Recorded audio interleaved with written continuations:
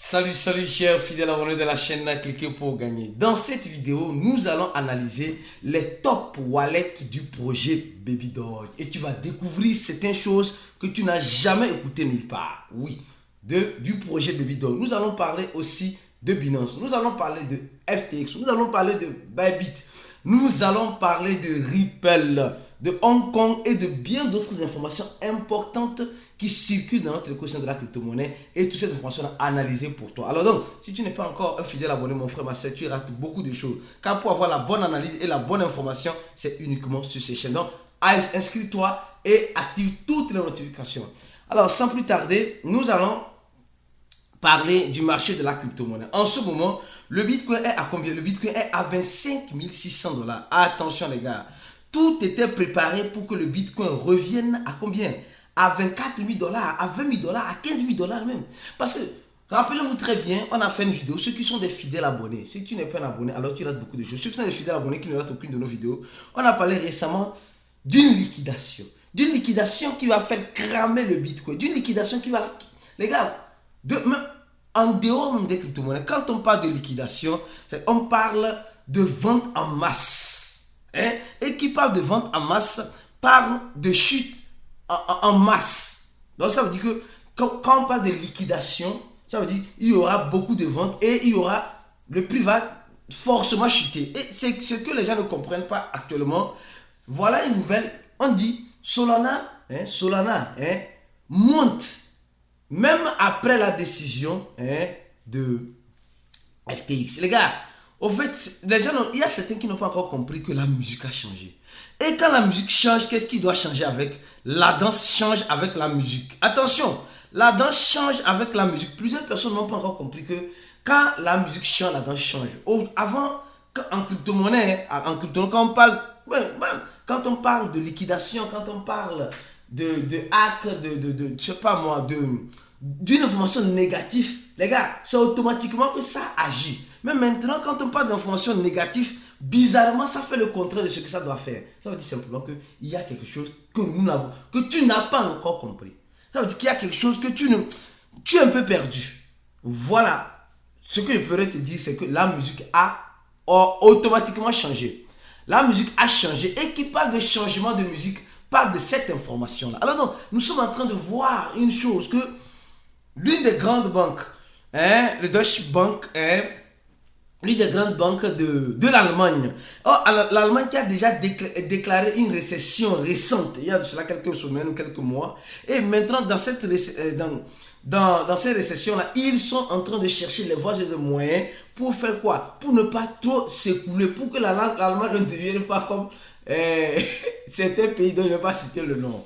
Alors, et face à cela, certaines banques qui sont déjà en crise en Allemagne ont décidé de fidéliser ou bien de ne pas laisser leurs clients retirer l'argent, toute leur somme d'argent dans leur banque. Parce que vous savez, les banques vivent sur les dépôts surtout que nous faisons, les dépôts que nous faisons, l'argent que laisse sur la banque qui nous permet d'être certaines rentabilités.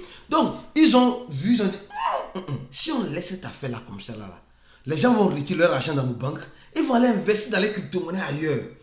Est-ce que ça nous arrange? Du non. Ça ne les arrange pas. Donc, à ce moment, ils ont décidé de faire quoi? Ils ont décidé d'offrir même les crypto-monnaies à leurs clients, afin que leurs clients ne puissent pas aller dehors pour, en quelque sorte, enlever leur argent dans leur banque pour aller acheter des bitcoins sur d'autres échangeurs et les déposer ça là-bas. Donc, la banque dit non, vous savez, vous n'avez plus besoin de retirer votre argent. Nous-mêmes, là, on assure la garde de vos crypto-monnaies.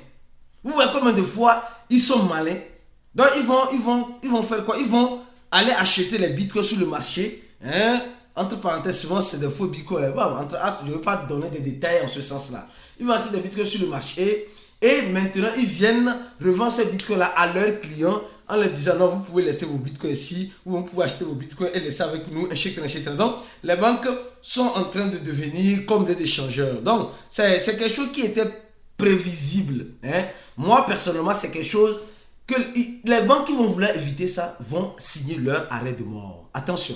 Alors, une autre information importante, au même moment, nous sommes en train de voir Bybit, l'un des grands échangeurs, qui veut quitter le Royaume-Uni. Pourquoi le Royaume-Uni? Le Royaume-Uni aujourd'hui fait un semblant d'aimer les crypto-monnaies, mais dans ce semblant, ils n'aiment pas trop. Pourquoi? Parce qu'ils sont en train de mettre des lois en vigueur pour resserrer les taux. Resserrer les taux envers qui? Envers les échangeurs, envers les plateformes qui ne sont pas natifs, qui ne sont pas du Royaume-Uni, des plateformes étrangères qui viennent s'installer dans leur pays. Nous allons commencer par voir ce genre de trucs. Les échangeurs qui sont dans certains pays, qui ont été créés dans certains pays, auront cette facilité-là. Mais ceux qui viennent s'installer dans d'autres pays, comme je peux dire en quelque sorte, des étrangers, des plateformes étrangères dans d'autres pays, comme ils auront des problèmes. Donc, Bybit a décidé, ils vont peut-être quitter le Royaume-Uni à cause de la forte réglementation que le gouvernement du Royaume-Uni est en train d'impliquer en ce moment-là dans l'écosystème. Et face à cela, le Royaume-Uni va ouvrir certaines portes à certaines personnes et fermer certaines portes à d'autres personnes. C'est ce qu'ils sont simplement en train de faire. C'est juste de la magouille, la poudre aux yeux. C'est ce que moi je dis, c'est la poudre aux yeux. Les régulateurs savent très bien avec qui travailler, avec qui ne pas travailler. Et s'ils ne veulent pas travailler avec toi, alors ils vont mettre des lois. Je vous donne juste un exemple. Prenons l'exemple de Coinbase et de Binance. D'accord? Coinbase et Binance. Qui parle de Binance, on parle de cette information. Voilà, Coinbase et Binance. Aujourd'hui, les gars, vous voyez combien de fois nos vidéos sont une suite logique de chaque information. Coinbase et Binance. Coinbase est créé aux États-Unis, fait par un Américain, pour les Américains. Binance a été fait pour tout le monde, par tout le monde. Voilà, et elle est venue s'installer aux États-Unis. Depuis qu'elle est installée aux États-Unis, elle n'a pas de problème. Mais nous remarquons une chose entre Coinbase et Binance. Coinbase a certaines faveurs exclusives que Binance n'a pas. Pour cela, Binance voulait avoir ces faveurs exclusives de la part du gouvernement américain. Mais qu'est-ce qui s'est passé? Binance même a subdivisé sa entité. Binance US est différent de Binance Global. Pour avoir la crédibilité, ça n'a pas marché. Or, Coinbase.com là, c'est le même Coinbase.com qu'on utilise en France. C'est le même Coinbase.com qu'on utilise au Brésil. Même Binance.com là, ce n'est pas le même Binance.com qu'on utilise aux États-Unis. C'est Binance.us. Et Binance.us, depuis l'effondrement de FTX, qui était pour un Américain, mais qui s'est installé aux Bahamas, les régulateurs américains ont commencé par donner des coups durs à Binance et même veulent chasser même Binance des États-Unis. Vous voyez combien de fois, vous voyez comment il y a un favoritisme dans certains niveaux. Et face à cela, nous sommes en train de voir clairement que le CEO de Binance.us a démissionné. Le CEO et bien d'autres démissions importantes arrivent et arriveront et sont en train d'arriver en ce moment avec Binance.us, c'est-à-dire Binance États-Unis. Pourquoi tout cela? Les gars, vous savez, Binance US aujourd'hui n'a pas en quelque sorte donne trop de problèmes même à Binance Global. Parce qu'elle s'allie même, c'est pourquoi je dis souvent, il y a certaines opportunités là, quand tu ne sais pas les saisir là, c'est toi qui serais l'agneau qui ira à l'abattoir. Supposons que si Binance n'était pas aux États-Unis, non, les gens disent non, Binance n'est pas aux États-Unis, les Américains vont se fâcher, les Américains vont dire non, nous les utilisateurs américains, nous voulons aussi utiliser Binance, mais pourquoi? C'est un peu du racisme, c'est un peu je ne sais pas quoi. Maintenant que Binance est venu rester aux États-Unis là, c'est le même Binance US là, qui est en train de fatiguer maintenant le Binance Global. Je ne sais pas si vous voyez un peu la nuance. Vous voyez, donc, depuis tout ce temps, aujourd'hui, les responsables même de Binance US sont en train de démissionner. Certains grands responsables sont en train de démissionner parce que trop c'est trop. Trop c'est trop. Je le comprends aussi, c'est fatigant. C'est lassant. C'est lassant de voir quoi? De voir toujours ton entreprise avoir des problèmes. Non, ils vont décider de quoi? Chercher d'autres choses ailleurs. Chercher d'autres choses ailleurs. Donc franchement, c'est vraiment difficile. Et on sait que bon, l'équipe de Binance va s'en sortir. Courage à vous, si vous m'écoutez. Courage à vous, ça a toujours été le cas pour entreprendre. Ça ne serait jamais facile et ça ne pense jamais être facile. Alors, qui parle de Binance doit parler d'un pays. Attention les gars, qui parle de Binance doit parler d'un pays. Les États-Unis, qui sont en train de faire du favoritisme, au même moment nous voyons que d'autres États, d'autres pays, d'autres continents veulent recevoir certaines personnes. Nous sommes en train de voir une chose, Hong Kong et la Chine qui a toujours donné une croix rouge depuis 2020 aux crypto-monnaies, aujourd'hui est en train de montrer qu'elle est amie de ces mêmes crypto-monnaies-là. Est-ce que cela pourrait-il arriver avec les États-Unis? Les Américains sont, excusez-moi le terme, sont trop égoïstes, sont trop fiers d'eux pour revenir souvent sur leurs décisions quand ils savent qu'ils ont fait des erreurs. Je m'arrête là, je ne vais pas donner des détails. Peut-être, désolé si ça vous a fait mal, mais les Américains sont comme cela. Très égoïstes. Pas la population, le gouvernement américain. Je me rappelle très bien de la guerre en Irak. Je me rappelle très bien de la guerre en Irak. Je me rappelle très bien de la Libye. Je me rappelle très bien, quand ils font des erreurs, ils ne reconnaissent jamais qu'ils ont fait des erreurs. Ils ne reviennent jamais sur leur pas dire, ah, on a gaffé ici. Oui, les Américains sont trop égoïstes. Et ils sont... Non, ça, c'est... Je préfère m'arrêter là. Alors donc, je continue ma vidéo. Mais les Chinois, quand ils ont fait une erreur en 2020 en interdisant les crypto-monnaies dans leur pays, ou peut-être pas dans leur continent, mais dans certains pays, dans certains horizons, aujourd'hui, ils ont reconnu que non. On reconnaît que les crypto-monnaies sont... sont une monnaie, sont une propriété. Même la justice chinoise reconnaît que les cryptos sont une propriété. Et aujourd'hui, Hong Kong veut essayer d'amadouer, de séduire les crypto-investisseurs. Même ils invitent même Vitalik Buterin, qui est le fondateur d'Ethereum, à venir en Chine, à venir en Hong Kong, afin de mieux comprendre et la situation des cryptophiles c'est pas sur le territoire. Les gars, ça prouve combien de fois ils sont en train de faire les meilleurs culpas pour attirer les grands investisseurs ou les grands initiateurs ou les grands voilà, nos dévanciers dans l'écosystème à venir s'installer en Chine, à Hong Kong, à comprendre comment fonctionne cet écosystème de la crypto-monnaie, à donner leur apport, à donner leur idée, leur initiative. Les gars, c'est très intéressant. Si les Américains pouvaient faire ça, désolé cette analyse que j'ai faite en comparant les Américains aux Chinois. Alors je continue. Et nul n'est parfait, je dis nul n'est parfait. Je continue avant d'attaquer Baby Doge où la nouvelle est trop chaude, très... On va parler d'abord de Ripple, les gars. Ripple, c'est une monnaie, franchement, je ne les comprends pas. Je ne sais pas si vous voyez, Ripple avec la SEC là, c'est un combat infinissable. La dernière fois, on disait simplement qu'il y a eu des milliards de Ripple qui ont été envoyés d'un wallet vers un échangeur. C'était Bit. J'ai oublié le nom d'échangeur. J'ai ceux qui regardent les vidéos, j'ai oublié le nom d'échangeur. Et on se dit, ça va domper. Déjà, quelques jours plus tard, l'une des grandes quantités est encore ressortie de ce même échangeur vers notre wallet. Vous voyez combien de fois il y a un jeu de manipulation. Avec Ripple, nous sommes en train de voir que non, Ripple va domper, Ripple va pomper, Ripple va faire quoi? Les gars, Ripple la SEC là, ils sont couillis. Moi, je dis, pourquoi et Ripple même ne quitte même pas. Elle a peut-être déjà quitté le territoire américain. Mais elle sait d'autres horizons. Oui, d'autres horizons, d'autres pays qui veulent utiliser sa technologie, qui veulent utiliser ses savoirs. En tout cas, Ripple ne restez pas toujours croché aux Américains. La SEC américaine, elle est faite pour ça. S'il n'y a pas les gens comme Ripple, la SEC américaine ne va rien avoir. C'est-à-dire que les gens qui travaillent à la SEC américaine, ils n'auront pas... Ils font problème pour trouver solution. Alors la SEC est en train de chercher solution bien. Alors s'il n'y a pas de problème là, est-ce qu'ils vont... Les gars, franchement, ces SEC américaines là, c'est de la merde, c'est de la poudre, c'est de la pacotille, non mais, tout ce qui est... Bon, alors on continue. Franchement, c'est... Bon, on continue. Baby Doge, les gars, on va parler de Baby Doge du bien. Mais avant de parler de Baby Doge, il y a aussi une information de lien Baby Doge. Les gars, je ne sais pas si vous connaissez Change Now. Change Now, c'est une plateforme. C'est une plateforme qui te permet d'acheter des crypto-monnaies, d'acheter ou de vendre les crypto-monnaies. D'accord? Aujourd'hui, vous voyez, ils sont en train de nous dire, tu peux acheter Baby Doge. Baby Doge a sa carte. D'abord, c'est intéressant. Et Change Now aussi donne cette opportunité d'acheter avec la carte. C'est simple. J'ai pas fait l'achat de cette crypto-monnaie ici. C'est très simple.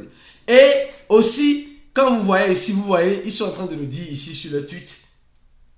Oula, ici, voilà ici, que regardez, hein, et regardez ce qui est intéressant sur Baby Doge. Baby Doge apporte quelque chose unique, hein, dans l'écosystème de la crypto-monnaie. Donc, les gars, nous sommes en train de voir que Baby Doge là-haut, c'est pas clair ou bien, c'est pas clair ou bien c'est clair, hein. Tu peux acheter Baby Doge avec Bitcoin, tu peux acheter. Donc, ils ont installé, ils ont oui, implémenté beaucoup de fonctionnalités avec Baby Doge sur leur échangeur. Et quand tu vois Baby Doge avec même Baby Doge avec quoi peut-on le XRP sur quoi peut-on sur Binance Smart Chain. Ouais, donc tu peux changer. Donc il y a plusieurs parités de Baby Doge, hein, vice versa avec avec plusieurs autres crypto-monnaies. Et sur l'échangeur, je peux dire l'échangeur, hein, Change Now, c'est important, mais ce n'est pas ça que je vais vous montrer. Je vais vous montrer rapidement, ce que je vais vous montrer rapidement. KD, où est ça? Voilà, ici. On va analyser les wallets de Baby. Les gars, les wallets, top 10 wallets ou les top X wallets de Baby Doge. Les gars, franchement, il y a certaines personnes, peut-être, si vous voulez ce genre de vidéo, laissez en commentaire de la vidéo. Ah, on voulait ce genre de vidéo. Voilà, on va analyser ça où? On va analyser ça dans la blockchain Binance Smart Chain d'abord, oui. Alors, avant de commencer l'analyse, mon frère, ma soeur, est-ce que tu es informé? Si tu n'es pas encore informé, reste informé. Il y a une bonne nouvelle pour tous ceux qui veulent se former. Tous ceux qui ont rempli ce formulaire-là, ce formulaire de cliquer pour gagner là. Il y a une très bonne nouvelle pour vous. Courez. Allez-y, écrire simplement sur le numéro WhatsApp plus 228 97 04 48 07. Écrivez sur ce numéro, uniquement que sur ce numéro WhatsApp plus 228 97 04 48 07. Écrivez sur ce numéro, dites nous voulons la bonne nouvelle. Quelle est cette bonne nouvelle? Il y a déjà plus d'une centaine de messages des personnes qui contactent notre équipe pour savoir quelle est la nouvelle. Et quand ils apprennent cette nouvelle, ils sont contents. Si tu veux te former, mon frère, saisis cette opportunité-là pour te former. Parce que tu n'auras pas cette opportunité nulle part ailleurs, dans aucune formation. Alors, saisis cette opportunité. Contacte notre numéro WhatsApp pour saisir l'opportunité. Dans le contact de notre numéro WhatsApp. Alors, les wallets de Baby Doge. D'abord, les wallets de Baby Doge. D'abord, le premier wallet qui a déjà presque 50% de tous les Baby Doge amassés, c'est le wallet du Burn. Nous tous, nous savons ça. C'est le wallet du Burn. Donc, ça commence à sentir déjà très bon. Très bon. Mais Baby Doge a une total supply énorme. Même, elle doit appuyer, je crois bien, 70% sont total supply. 70%, vraiment 80%. Et le reste maintenant, quand c'est en circulation, ça pourrait toutefois impacter le prix. Alors, deuxième wallet, c'est Net Security. Je crois que Baby Doge avait débloqué certains Baby Doge sur une durée de période indéterminée. Je ne connais pas la date. Mais ils bloquent et ils font des transactions. Vous allez voir ici, ils ont encore bloqué de cela 132 jours. D'accord? 132 jours. Donc, plus de 6 mois, je crois bien. Hein? Et il bloque, mais après il débloque. Hein. Il bloque. Hein. Mais ça, c'est le deuxième wallet qui contient beaucoup de Baby Doge. Selon l'équivalent de 61 millions de dollars. C'est le wallet où je peux dire, ils bloquent leur token. Troisième wallet, c'est le wallet 2. Ça, c'est très bien. Quand c'est comme cela, c'est que c'est très bien. Troisième wallet, c'est le wallet de Get.io. Donc, Get.io achète des Baby Doge à tout moment. Vous allez voir. Eux, s'ils achètent, ils envoient des milliards de Baby Doge. Hein. Donc, troisième wallet, c'est le wallet de Get. Quatrième wallet, c'est quel wallet? Ah, les gens, c'est quel wallet encore ça? Si vous allez comprendre, c'est pourquoi je dis, dans cette vidéo, vous allez comprendre ce que vous n'avez jamais compris à quelque part. Alors, c'est le wallet du swapper. Donc, Baby Doge est aussi sur OKX. Nous connaissons l'échangeur OKX à son OKChain. Donc, Baby Doge a créé un pont avec OKX. Donc, ça veut dire, je peux dire en tout et pour tout, c'est un wallet que Baby Doge a pour les échanges sur la chaîne OKX. C'est bien. Alors, 3, 4, 5e wallet, c'est ça l'une des 5e wallet qui, je n'ai pas compris. Je ne sais pas vous si vous allez pouvoir comprendre. Déjà la vidéo longue. Vous allez pouvoir comprendre. Regardez ce wallet-là. Oui. Ce wallet-là, vous allez voir, il y a tellement de sorties. Ce wallet a tellement de Baby Doge, il y a tellement de sorties que des entrées durant ces jours-là. Et il y a plus de sorties. Quand j'allais sur wallet, il y a plus de sorties. Mais c'est l'une des wallets qui détient plus de 6 millions de dollars en Baby Doge. Les gars, c'est énorme. Sûrement, c'est un wallet d'un investisseur ou je crois bien d'un échangeur qui est inidentifiable, qu'on n'a pas encore identifié. Sixième wallet, c'est le wallet de Mex Global, d'un échangeur encore. C'est intéressant. Quand vous êtes dans un projet crypto et que vous voyez les échangeurs détiennent beaucoup la monnaie et après les adresses de burn, ça prouve qu'il y a l'offre et la demande. Les gens sont intéressés. Ça, c'est déjà intéressant. Mex détient 5 millions de dollars en Baby Doge sur ce wallet. D'accord? Alors ici, c'est PancakeSwap. Ceux qui achètent et vendent sur PancakeSwap. Donc, ça, c'est le wallet de PancakeSwap. C'est intéressant, les gars. Voilà donc le wallet de PancakeSwap. Nous voyons 5 millions de Baby Doge. 5 millions de dollars de Baby. 5 millions de dollars de Baby Doge. De dollars, pas l'équivalent de Baby Doge. Huitième wallet, c'est quel wallet, les gars? C'est quel wallet?